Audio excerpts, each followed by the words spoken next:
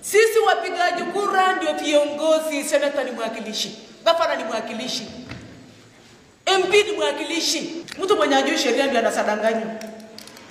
Umesimama hapa ukituambia kama ni njaa, kama ni chakula. Leo Oria ni wengi hapa. Sisi kama Waturkana hatutaki hiyo chakula ndio unasema tumejaza mahali.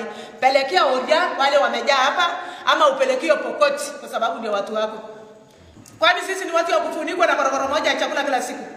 Tunasika na kutupia na kupea gorogoro moja mahindi. Sisi hatutaki chakula leo. Peleka hiyo chakula la mnyeusi, peleka Kambikaraya kwa sababu ni area ya watu yako.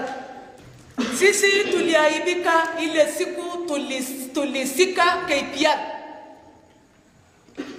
Na mimi kama mama nitaomba Mungu asinipe mtoto kijana mwenye ataandikwa KPR ama mwenye ataandikwa askari yeyote. Kweli siku hiyo ndio nilijua Bwana Dizi unatudharau kwa sababu ndio chama ni Haroi. Unatudharau kabisa. Yaani unatuma KPR 4 waende wasike KPR mwenzao mwenye ameuliwa na ule mtu mwenye wewe unamjua. Kama ni mtu ya security, kama alikuwa mtu alikuwa na uniform ya serikali, alikuwa anafanyia serikali kazi, alikuwa na bunduki ya serikali,